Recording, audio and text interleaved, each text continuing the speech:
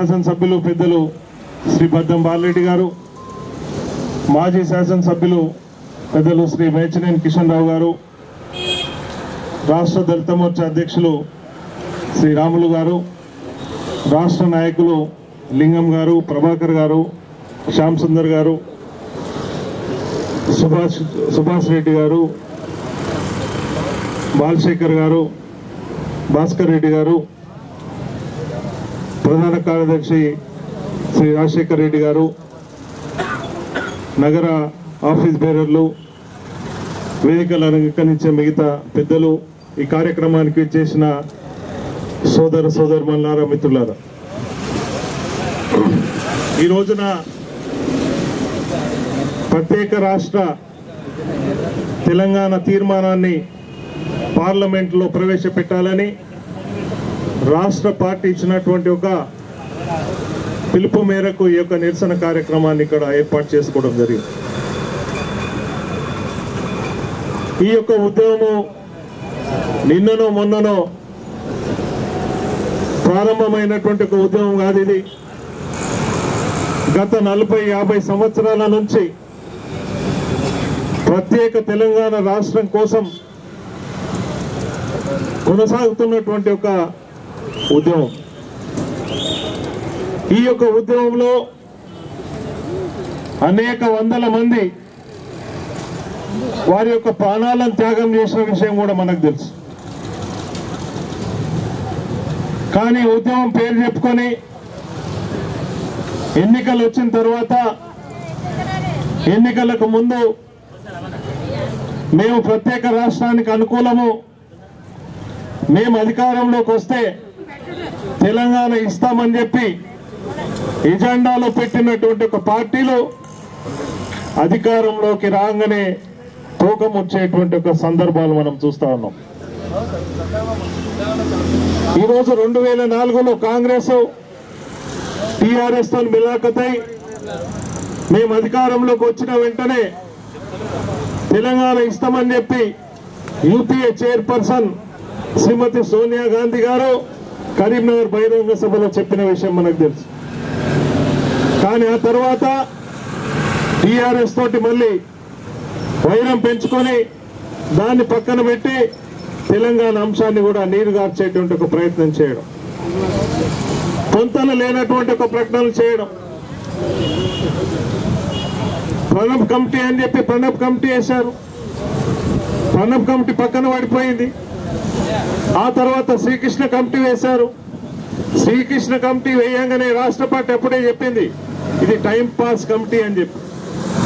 అదేవిధంగా శ్రీకృష్ణ కమిటీ ఇచ్చినటువంటి అంశాలన్నీ కూడా ఈ రోజున వాళ్ళు చెప్తున్నటువంటి విషయమే చెప్తా ఉన్నాం. ఈరోజు గులాం నబీ ఆజాద్ గారు శ్రీకృష్ణ కమిటీ రిపోర్ట్ ను పక్కన పెట్టడం జరిగింది.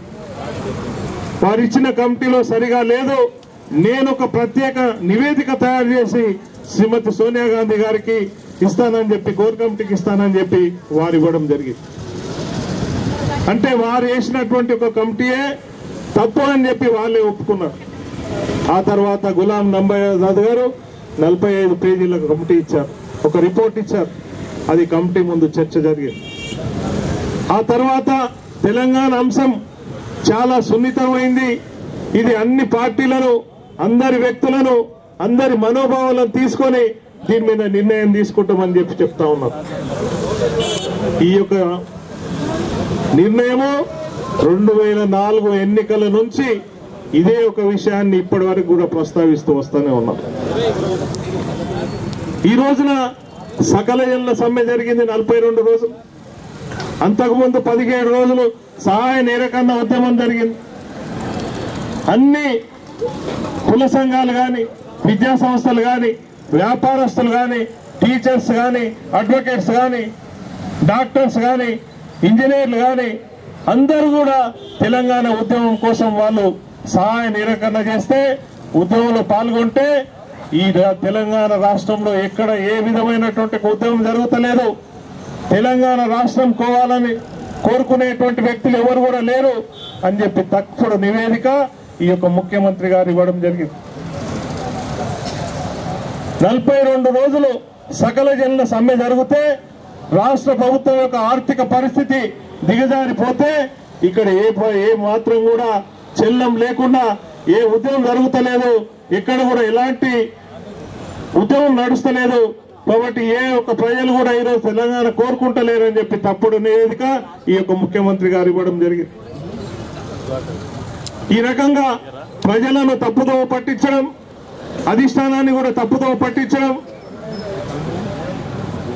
ఉద్యమాన్ని నీరుగార్చేటువంటి ఒక ప్రయత్నం చేయడం.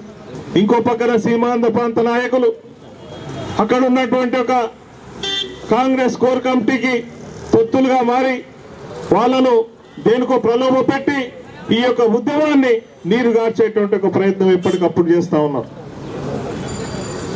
ఆ రోజే 1956లోనే ఒక పెద్ద మనుషుల ఒప్పందం జరిగిన విషయం మనకు తెలుసు. మరి ఈ విషయం ఇప్పుడు ఉన్నటువంటి ఒక సీమాంధ్ర ప్రాంత నాయకులు ఆ విషయాలు ఎందుకు ప్రస్తావిస్తలేరు? ఆ రోజున పెద్ద మనుషుల ఒప్పందంలో ఉన్నటువంటి ఒక అంశాలను జోడిస్తూ నెహ్రూ గారు మొత్తం కూడా పార్లమెంట్ లో ప్రకటన చేశారు. ఎప్పుడైతే తెలంగాణ ఆంధ్ర ఈ రోజు కలిసిందో, పెద్ద మనుషుల ఒప్పందం జరిగిందో, ఆ యొక్క ఒప్పందం కనుక అమలు కానట్టు మీకు అన్యాయం జరిగినట్టు అనిపిస్తే మీరు వెంటనే యొక్క తెలంగాణను మీ తెలంగాణ మీరు విడిపోవచ్చు అని చెప్పి స్పష్టంగా చెప్పడం జరిగింది. ఈ రోజు తెలంగాణ ప్రజలు అదే కోరుకుంటా ఉన్నారు. 50 ఏళ్ళలో పెద్ద మనుషుల ఒప్పందం జరిగిన తర్వాత వెంటనే 4-5 సంవత్సరాల నుంచే ఈ యొక్క తెలంగాణ ఉద్యమం ప్రారంభమై ఎందుకు జరుగుతూ ఉన్నది?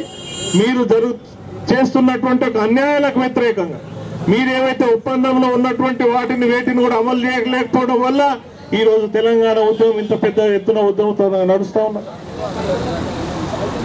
ప్రణబ్ ముఖర్జీ గారు ఒక మాట చెప్తారు, గులాబ్ నబీ ఆజాద్ గారు ఒక మాట చెప్తారు, కోర్ కమిటీలో ఇంకొక మాట వస్తుంది, చిదంబరం గారు ఒక మాట చెప్తారు. ఇంకా ప్రక్రియ కొనసాగుతుంది, ఇంకా చర్చలు కొనసాగుతూ ఉన్నాయి. ఇవన్నీ కూడా కాలయాపన చేసేటువంటి ఒక మాటలు. నిజంగా స్పష్టమైనటువంటి వైఖరి మీరు నిజంగా తెలంగాణ ఇవ్వాలనేటువంటి ఒక చిత్తశుద్ధి కనుక ఉంటే భారతీయ జనతా పార్టీ అఖిల భారత నాయకులు మన నితిన్ గడ్కరీ గారు, ప్రతిపక్ష నాయకురాలు శ్రీమతి సుష్మా స్వరాజ్ గారు, శ్రీ అరుణ్ జైట్లీ గారు స్పష్టంగా చెప్పారు. మీరు ప్రత్యేక రాష్ట్ర తెలంగాణ బిల్లును పార్లమెంటులో ప్రవేశపెడితే బేషరతుగా భారతీయ జనతా పార్టీ మద్దతు తెలుపుతుందని చెప్పి స్పష్టంగా చెప్పడం జరిగింది.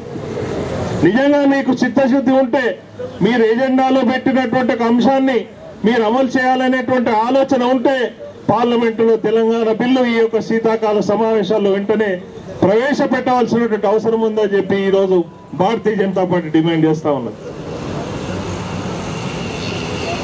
కాంగ్రెస్ తెలుగుదేశం రెండు నాలుక తోల్ని అవలంబిస్తా ఉన్నాయి. మొన్నటి 2009 ఎన్నికల్లో టీఆర్ఎస్ తోటి తెలుగుదేశం పార్టీ పొత్తు పట్టుకున్నప్పుడు తెలంగాణ అంశాన్ని ఎజెండాలో పెట్టుకొని వారు ఎన్నికల్లో వెళ్లారు. ఈ రోజున తెలంగాణ ప్రాంతంలోని అత్యధిక శాసనసభ సభ్యులు ఈ రోజు తెలుగుదేశం పార్టీకి ఉన్నారు. కానీ తెలంగాణ మీద చంద్రబాబు నాయుడు ఒక మాట మాట్లాడాడు. ప్రత్యేక తెలంగాణ టీడీపీ ఫోరం అని చెప్పి వాళ్ళతోని డ్రామాలు ఆడిపిస్తా ఉంటాడు. నిజంగా నీకు చిత్తశుద్ధి ఉంటే నీ యొక్క వైఖరి ఏంది తెలంగాణ మీద చెప్పవలసినటువంటి అవసరం ఉన్నది. ఈ రోజున రైతు సమస్యలను తీసుకొని నువ్వు పంట విరామం అని రైతులకు గిట్టుబాటు ధర వస్తలేదని, పవర్ కట్ అయిందని చెప్పి, పవర్ సరిగా ఇస్తలేదని చెప్పి ప్రభుత్వం మీద దుమ్మెత్తి పోసేటువంటి కార్యక్రమాన్ని తీసుకున్నావు తప్పితే తెలంగాణ జిల్లాలో ఇంత పెద్ద ఎత్తున ఉద్యమం జరుగుతూ ఉంటే, తెలంగాణ రైతులకు అన్యాయం జరుగుతూ ఉంటే, తెలంగాణ ప్రాంత ఉద్యోగస్తులు కానీ విద్యుత్ కానీ నీళ్లు కానీ ఇవన్నీ కూడా అన్యాయం జరుగుతూ ఉంటే ఈ యొక్క సమస్యను దీని మీద మాట్లాడకుండా పక్కన పెట్టి ఈ రోజు రాష్ట్రంలో రైతుల యొక్క సమస్యల గురించి మాట్లాడతాడు. ఇంత పెద్ద ఉద్యమం జరుగుతూ ఉన్నది. 650-700 మంది విద్యార్థులు చనిపోయారు. దీని మీద ఒక్క మాట మాట్లాడు. కాబట్టి సోదరులారు ఒకటే చెప్తా ఉన్న, భారతీయ జనతా పార్టీ స్పష్టంగా శీతాకాల పార్లమెంటు సమావేశాల్లో పార్లమెంట్లో వెంటనే బిల్లు ప్రవేశపెట్టాలి. తెలంగాణ ఉద్యమం జరుగుతున్నటువంటి ఒక ఉద్యమానికి స్పష్టమైనటువంటి వైఖరి ఈ రెండు పార్టీలు తెలియజెప్పవలసినటువంటి అవసరం ఉన్నది. లేకుంటే రాబోయే రోజుల్లో ఈ రెండు పార్టీలకు కూడా భూస్థాపితం చేస్తారని చెప్పి ఇది గుర్తుపెట్టుకోవాలని రెండు పార్టీలను కూడా హెచ్చరిస్తూ ఈ యొక్క అవకాశం ఇచ్చినటువంటి మీ అందరికీ కూడా నా హృదయపూర్వక ధన్యవాదాలు తెలియజేస్తూ మరి ఈ యొక్క ధర్నాను ఉద్దేశించి శ్రీ మాజీ కేంద్ర మంత్రివర్యులు పెద్దలు గౌరవనీయులు శ్రీ బండారు దత్తాత్రేయ గారిని మాట్లాడవలసిందిగా కోరుతా ఉన్నాం.